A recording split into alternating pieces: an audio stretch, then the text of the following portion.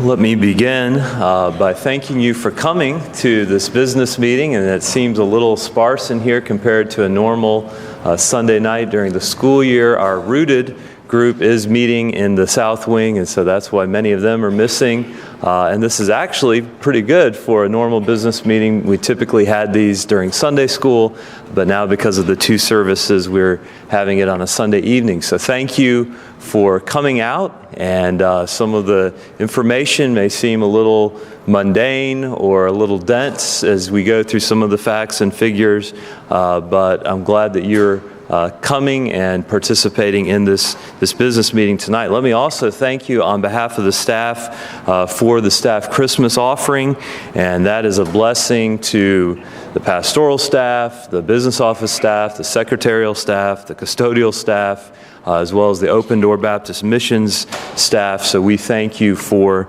that gift, and thank you for giving generously to the gospel ministry here at Morningside. As we've talked about this year, the giving was so generous and high to the building fund that we were able to pay off the debt a year early, and that has saved us $43,000 in our general fund budget. That we'll get to see some of those numbers, the year-end numbers that the Lord has blessed with. Our overall giving to the General Missions Fund is up $132,000, and so we'll be able to add that to next year's budget. If you combine that with the $316,000 that we no longer have to pay for debt loan repayment, that gives us $448,000 that we desperately need for the three big categories we've talked about: savings, staffing, and then ministries and mission. If you divide that amount by three, that's roughly $140 for each, and so we're going to be putting $141,000 in savings, which I believe is very important. And we've talked in the past about the importance of saving, preparing ahead of time, and being prepared for emergencies that we may not expect, as well as opportunities that the Lord in His providence may lay before us. Thankfully, the last couple years, the Lord has allowed us to get into these final two wings, the South Wing and the Upper East Wing. But both of those, especially the South Wing, are far from being finished. We simply wanted to get our young people and different groups into those spaces, and so they'll need finishing touches. Anyone who's driven through the front parking lot sees that the parking lot is clearly unfinished, and because we were so debt-strapped the last couple decades, we also have hundreds of thousands of dollars of depreciating equipment. I appreciate Stuart Caney, our chairman of the deacons, and Ron Countryman, and now Steve Wright, who've worked with our facilities, actually have a long list of air conditioning units and different pieces of equipment that they've done depreciating cost schedules on, and many of them are to the point where they could be replaced at any time. And so that would literally be hundreds of thousands of dollars of equipment that needs repairing, replacing. Obviously, there are many parts of the building that could use renovating.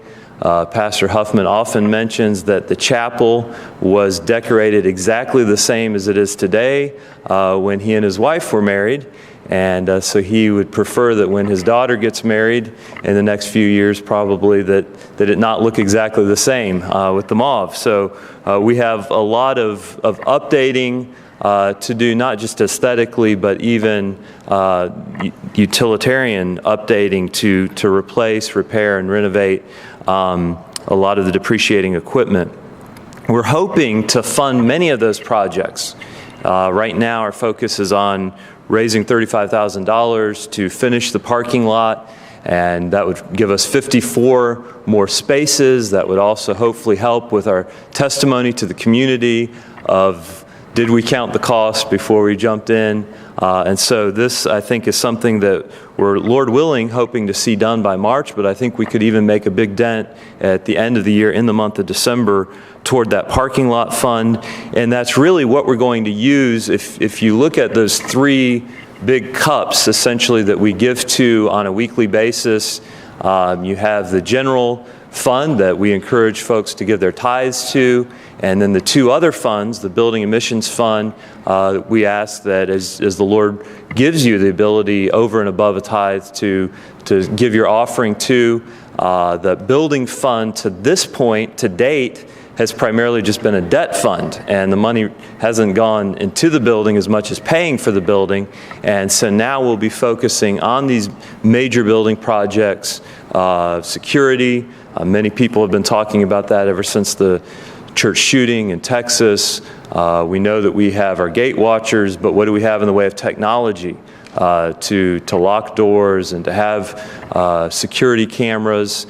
This was something. This is one of those things that you never really care a lot about it until it happens to you, or you see it happen in that meeting conference I was at. A pastor from Michigan was saying that he got a note after the shooting in Sutherland Springs from a woman in the church, and she said, "I have been openly criticizing our basically their equivalent of gate watchers and all the security measures that you've taken at the church here in Michigan."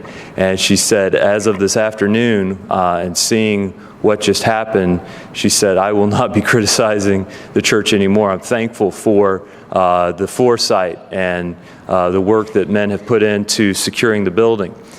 We had in our church in Indiana a major attack where a disgruntled young person came into our school building at night and did $100,000 worth of damage. And so at that point, the church decided, you know what, we probably need to invest in a camera security system. And the longer we went and the more the technology became cheaper and better, we actually just kept adding on, and it really paid for itself. We found people stealing, and people driving into our parking lot stole some equipment from an evangelist one time, and the police were able to track it down. So having that technology is very helpful. So things like sound system, carpet will hopefully come through that building fund. However, you say, what if the funds don't come in?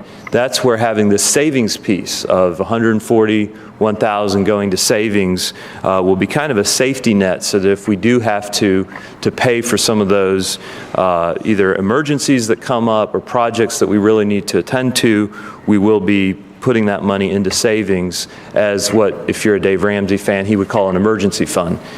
The second major category will be putting $142,000 into staffing. That's not necessarily going to occur on the 1st of January, and it may not even occur in this next year, but it's building out the possibility of staffing some major positions that we need. $22,000 of this would be for cost of living raises for the current staff. Over the last 3 years, we've given just 1 or 1.5% raises, and so this would allow us to give a 3% cost of living raise to the full-time salary staff, and then to many of our hourly and part-time staff, it would be even more significant. Many of them are closer to minimum wage, and this would allow them to get up to better pay that as we look at and compare to other churches what they pay part-time help for custodial and other different ministries, this would get us more in line with what we should be giving them. We also need more outreach and administrative help, and so we are looking to hire an administrative pastor. This is someone who would be trained in management and administration. They would help in managing the staff that we currently have, and they would also be tasked with taking us really into the 21st century as a church with church management software that is critical to have to keep track of members and even guests and attenders, to help us develop online giving, to help us develop a first impressions team of linking our greeters, our ushers, our guest services, and at some point even parking lot volunteers who would help in just making a great first impression on guests as they attend Morningside. This administrative pastor would also work on many of the new initiatives that we want to roll out as, Lord willing, we continue to grow. And chief among those would be a master plan that we would look at our facilities, and we've already seen some great needs, for instance, to have a children's wing Most churches our size have a significant space that is really geared toward young people, toward children. This is often what attracts young families into a church, is a very vibrant and intentional children's program that's secure. At this point, we have very minimal security for our children compared to most churches our size, and we certainly don't have an attractive area. One of our classrooms in the gym, those kind of dungeon-like classrooms without any windows, actually was serving as a storage space for food. So part of the room was storage with food stacked up, and the other part was 3-year-olds. That's not the kind of first impression you want to make on a new family that are coming as guests. And so looking at a children's wing, all of that, in thinking through what is Morningside going to look like in 2027, 2037, if the Lord should tarry? And how are we going to reach the next generations for Christ is going to require a lot of thought and work. We have been considering these questions as the church leadership, the pastoral staff and deacons now for a couple years, but part of what you'll see in the budget is $50,000 that we may or may not spend next year, but that we would have available to start working on a master plan and to bring in church consultants, to eventually bring in architects and builders.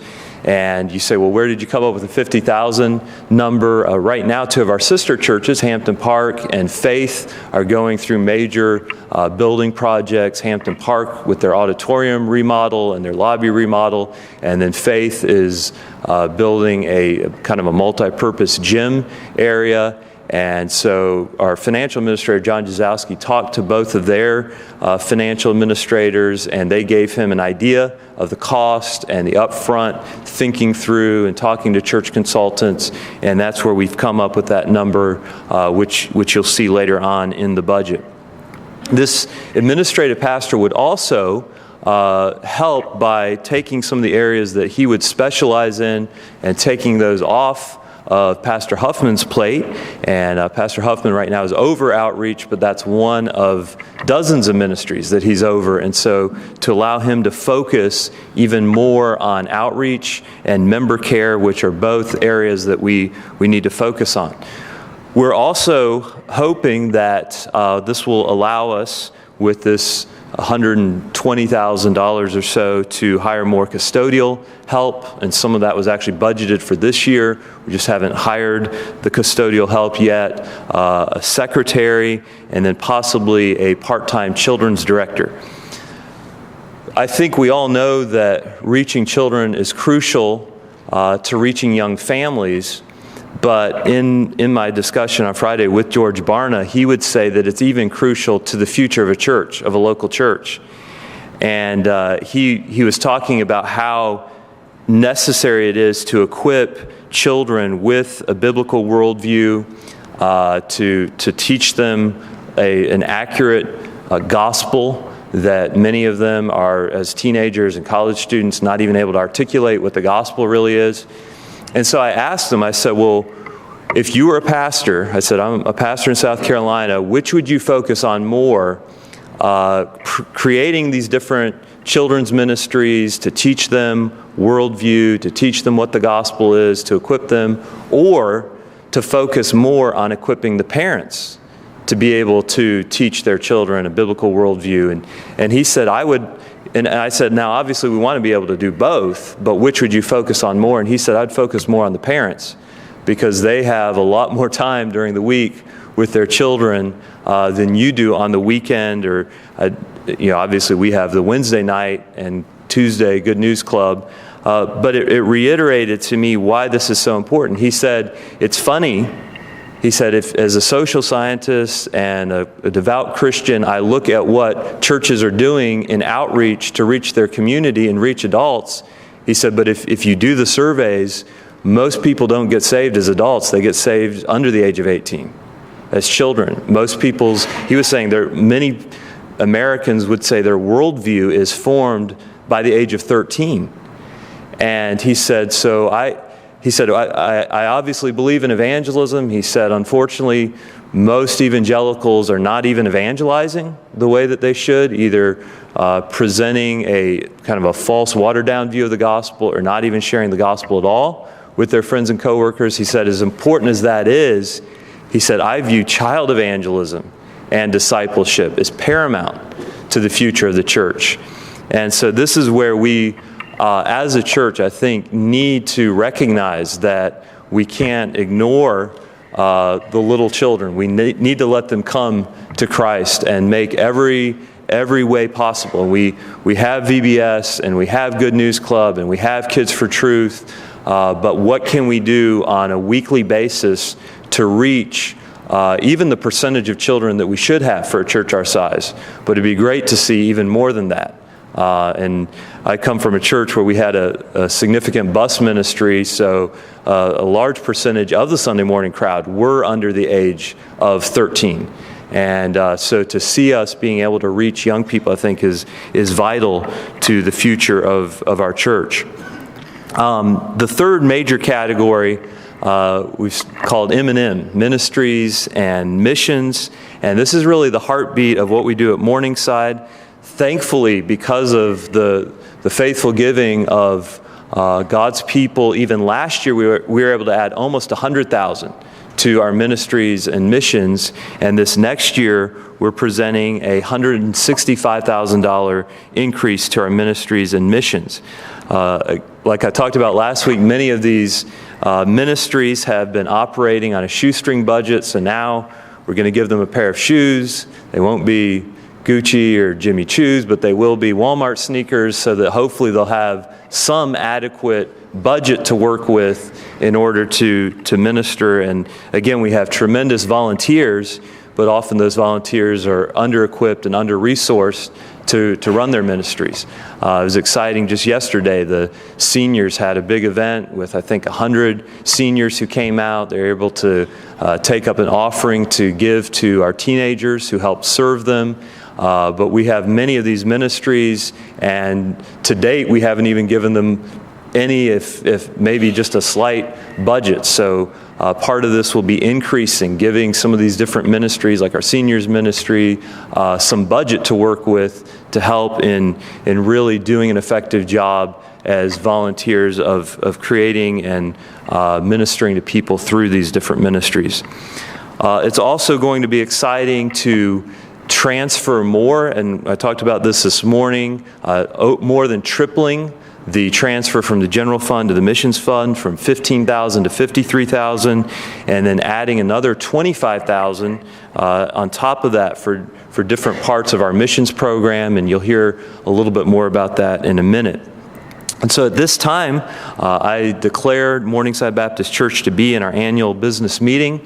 I'm going to ask the chairman of our deacons, Stuart Caney, if you would open our business meeting in prayer.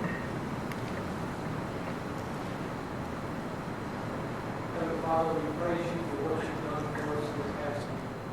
The pastor has gone through and itemized the things we look back and wonder, praise and thanksgiving. Pray that you be with us now as we conduct your business. May what we do bring honor and glory to your name as we look to the future and what you've got ahead for us. In Jesus' name. Amen. All right, at this time, I think if you don't have a financial report, the ushers are prepared to pass those out. So if you can just slip up your hand, or they're getting prepared to pass those out. But anyone who doesn't have a copy of that, and John Jazowski will go over that in a minute. While they're passing those out, let me remind you, these are the stipulations per our church constitution for being able to ask questions or also to vote in a business meeting. First of all members 18 years and older who've been active at Morningside for the past 90 days may vote. No one will be allowed to vote by proxy. Second, an associate member shall not be entitled to hold any office or vote in church matters. Third, every member who speaks shall rise and first address the moderator. So again, if you are a guest with us or even a regular attender, you're welcome to listen and participate, but only members are asked to speak, and if you would address the moderator and please state your name for the sake of our church secretary, and that will help her in recording that for the minutes. And then fourth, the church in conference shall entertain no proposition for discussion which has not been presented for the consideration of the deacons. So this is not a business meeting for discussing or introducing new business. All right, I think the proposed budgets are being handed out. And again, if you don't have one, just keep your hand up, and the deacons and ushers will get those to you. This time I'm going to recognize our financial administrator, John Jazowski, to come and explain the budget. I appreciate John has been serving here for almost a quarter of a century, and not only serving in the business office, but one of his primary areas of focus has been this past several years, seeing the debt paid off. And so this has been an exciting year for our business office. I appreciate all that John has done to that end. So he's going to come at this time and explain the budget.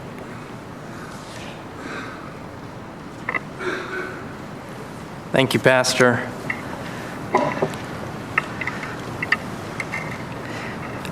We want to begin this evening by looking at two major events that resulted from your faithful giving this year. Pastor's already referred to these earlier today. The first being the elimination of our debt, and what you have on the screen is a copy of the mortgage satisfaction that's on file with Greenville County. This was from a building project that was started about 20 years ago, and the mortgage to that was on file with the county, and then this is the satisfaction of that mortgage, which is also on file. You can see there talks about the debt secured by the mortgage, and then below that, where there's an X, says paid in full. And I think as I was thinking about that, it's a great illustration of Christ on the cross when he said, "It is finished."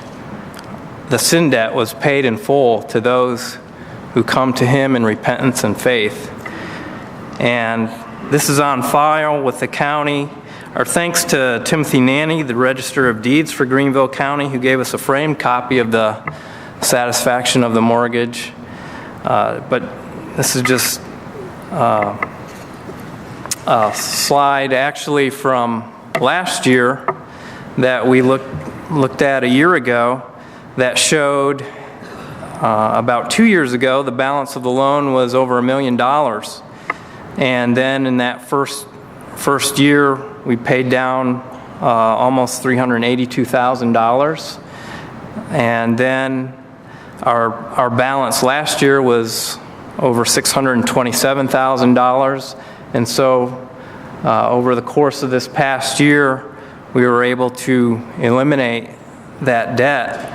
And because of the strong building fund giving for the debt elimination, that was able to save the general fund $43,000 from what was in the budget, and that savings allowed us to do another building project that was similar in cost to the savings. As you can see, part of our expansion project was finishing this upper east wing. On page 6 of the general fund detailed report shows $39,000 that was transferred from the general fund over to the building fund that allowed us to do this project upstairs.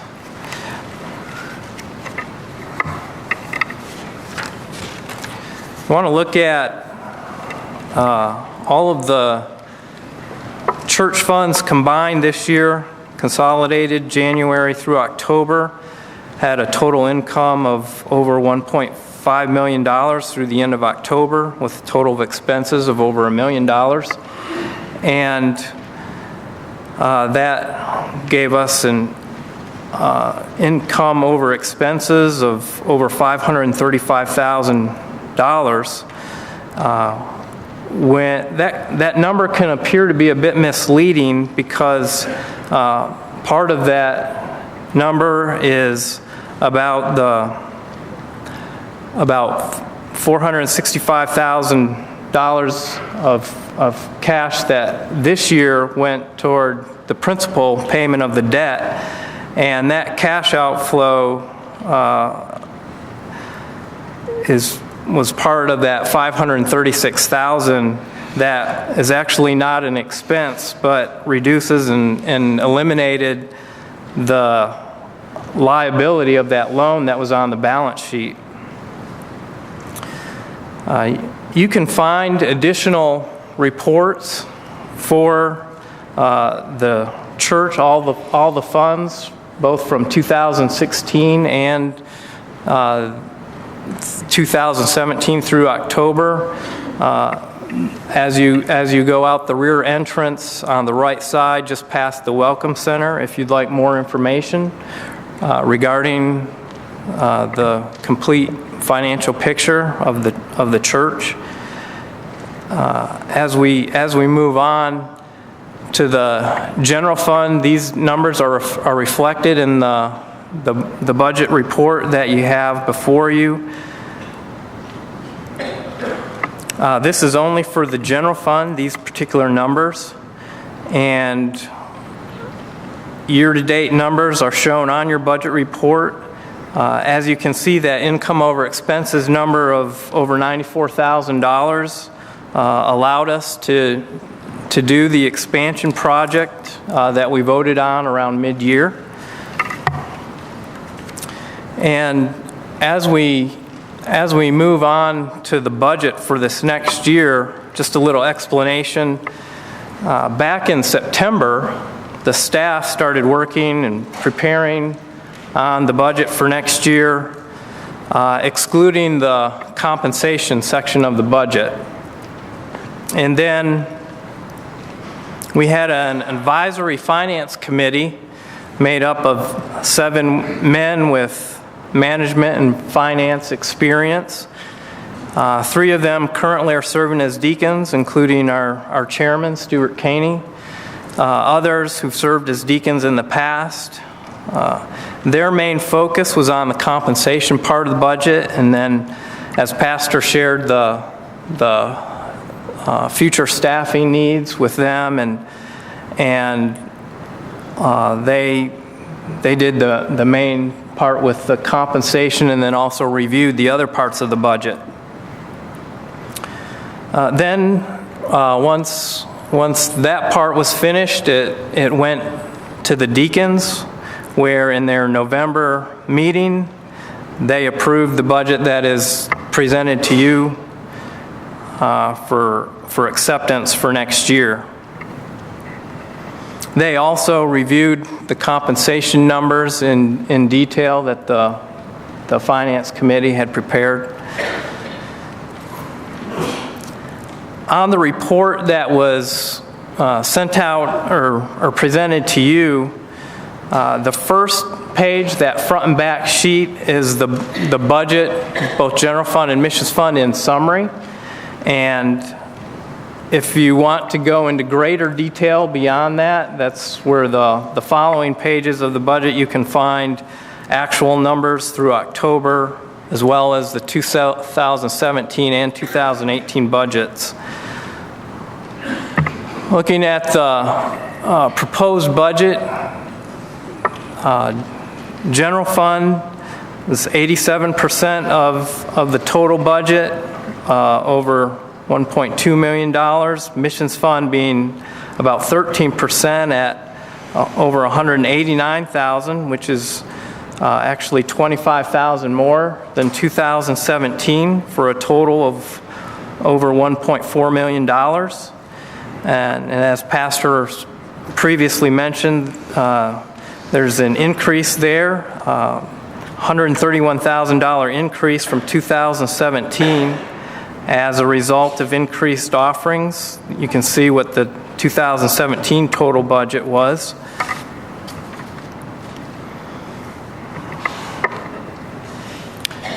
The budgeted offerings for this coming year is, as was mentioned, a $132,000 increase from the 2017 budget, both combined general and missions fund. And then you can see in your bulletin that the actual general fund offerings number through November was just over $1,200,000. So we based this next year's budgeted offerings based on this year and where we expect to finish for this year. And that's how we came up with those offering numbers. If you move on to and look at the detailed page 1 of the general fund budget, you can see the transfer to missions fund as a subtraction from the general fund income number. That's almost $38,000 more than 2017. And then the salaries number is 43% of the total budget. That is a number that's very similar to what an article where I read the national average 2 years ago is about 44% of a church's budget is for compensation. It can range from 40 up to 60%. So we're on the low side of that compensation number as far as a percentage of budget. And we've broken that down into 3 categories for you. The pastoral staff includes 4 full-time, 2 part-time staff people. It does not include Dave Smith, who is supported as a missionary and receives missionary support, so that comes out of the missions part of the budget. The pastoral staff salaries number also includes about $7,000 for year-end bonuses for next year. The last many years we've taken a staff offering in the month of November, and so we're not planning that as far as a special offering next year, but we're actually including a number that was similar to past years, comparable to past years, and so we're actually including that in the budget. And as Pastor mentioned, that covers not only pastoral staff, but also support and Open Door Baptist Missions office staff. And but for just purposes of where to categorize that, we've included that total number in the pastoral staff part of the budget. And the future staff, as pastors mentioned, won't all be hired January 1st, so it's just giving us the ability to hire for meeting ministry needs, office needs, and facility needs more so than that we're currently doing. And that salaries number also provides for the staff their own medical insurance, so that's also included in salaries. That's something they provide on their own. On page 2 of the general fund budget, just highlighting a couple areas.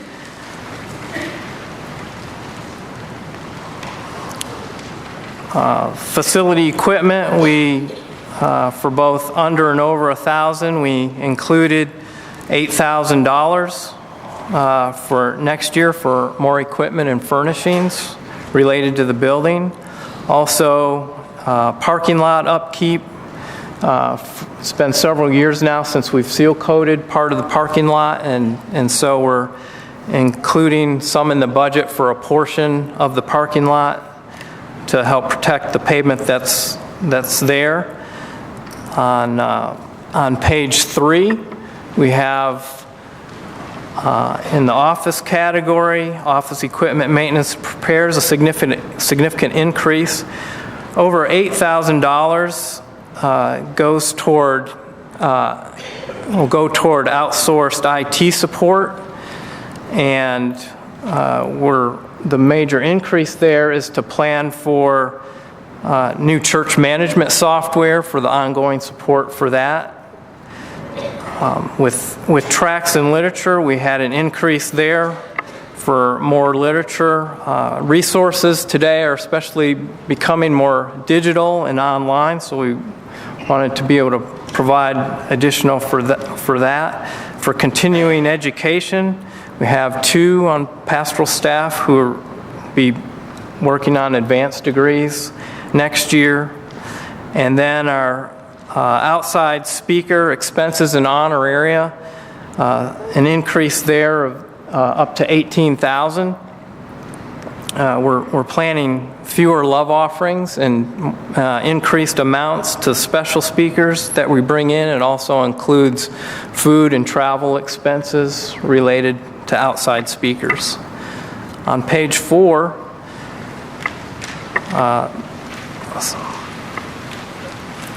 you'll see an unbudgeted expense that was for equipment for tables and chairs this year, and we added 170 chairs like we did last year, and then also added 24 round tables and carts to go with the tables to transport them.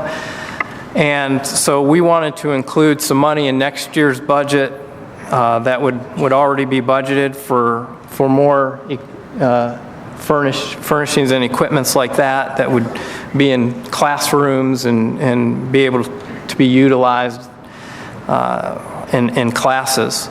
And then also we increased the Sunday school materials, which not only covers children but also adult classes. A couple other areas, staff, fellowships. Under the fellowships category is the major part of that budget is for a multi-day out-of-town planning meeting, and then also young adult activities. We added a new class this year, and so it's to cover both rooted and pursue classes.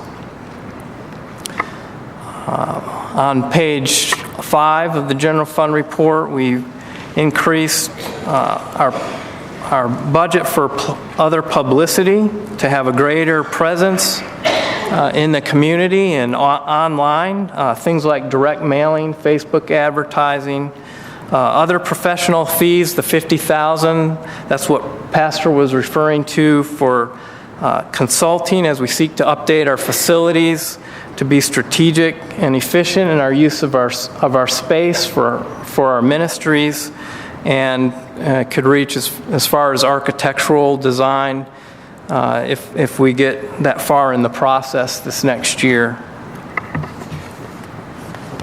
On page 6, we have some of our savings funds. One name change. In the past we've called our computer fund. We're changing that to technology fund just to be more updated, mainly for staff, hardware, software. We have some aging equipment. Here at the end of this year, we're planning to install new phone equipment, a new phone system, and so to replenish part of the expense from that came out of this fund, and just to help beef up the amount that we're saving and have available for technology equipment. Possibly if we have hardware costs related to church management software, new software that we purchased, that could also be available from this fund. Audiovisual fund, we increased that quite a bit just for an increased need for AV equipment as we seek to do various things, not only in the auditorium, but needs for around the building. Some of those things this year were more screens that went into other classrooms or on mobile carts. And then, of course, the big savings number, $141,000 to general fund reserve. This is unrestricted savings. And so it could be possibly for facility needs or for for various things, with it being unrestricted. If there's an amount that's needed that's above the deacon's limit, then that's something that we would need to come to the congregation for a vote approval on that. So possibly facility needs or other needs, just where we have savings available to take care of things in the future. As we move to the missions fund, you can see we've already referenced the $43,000 that was being transferred from, that's planned to be transferred from the general fund. As we said, that was $38,000 more than 2017. Some categories that many years ago we had in the budget that we removed from the budget. One of those was pastors' mission trips that would be for saving for pastor to be able to travel to visit missionaries and fields. I look back, and 2010 was the last time that we had some included in the budget for pastor's mission trips. So we're including an amount that basically doesn't have anything in that fund currently. Would help to beef that up and have some available even this next year for a trip. Open Door Baptist Missions, we're increasing that $2,400 up to $9,600 for home office expenses, overhead related to the home office. And then mission teams, both increases in the adult, or adding the adult, and increases in the teen teams, so a total of $6,600. 2002 was the last time that we had money in the budget for adult teams, and these increases would be to help for leaders for the adult and teen teams that would help them to be able to go on the trip as leaders. And then missionary Christmas gifts. For the last several years, we've taken a special offering in December with a portion of that going to give an additional gift at Christmas to our missionaries. And so this next year, we're including money in the budget of $5,000 to be able to do that, so that we won't have to include that as a special offering this next year. 2003 was the last time that we had money in the budget for our Christmas missionary gifts.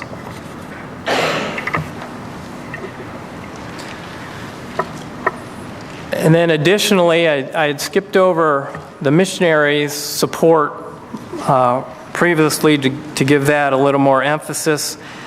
Here at the end, we increased our missionary support $6,000 from 2017 budget up to $160,000. A couple of the items that will be on your ballot is increasing missionary support for Dave Smith. As I mentioned earlier, he's not part of the general fund staff salaries. He's supported as a missionary, but he's now serving as a missions pastor, basically part-time, and he's also been losing personal support, and so he's currently supported at $1,015 a month, and we want to increase that $420 a month. So annually, that would be a little over $17,000 for his personal support. And then we also want to add another missionary for support for this next year, Scott Kristoviak, at $315 a month, which is $3,780. And he presented his missionary or his ministry earlier this year for both prison and global Bible training, and so with missionary support, with the increase up to $160,000, that leaves available about $8,000 for available for new support for new missionaries or new support for current missionaries, increased support. And so it gives us some availability to add even more support this next year. That finishes the part of the presentation that I prepared, and so I'll turn it back over to Pastor to continue the business meeting.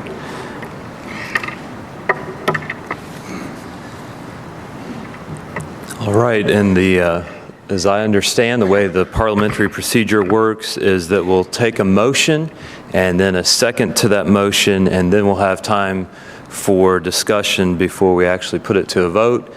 So is there a motion to accept the 2018 budget as given? If you'll just raise your hand to state your name, Brother Samargo. And then is there a second to that motion, Brother Lowry? Any discussion of the budget, proposed budget for next year?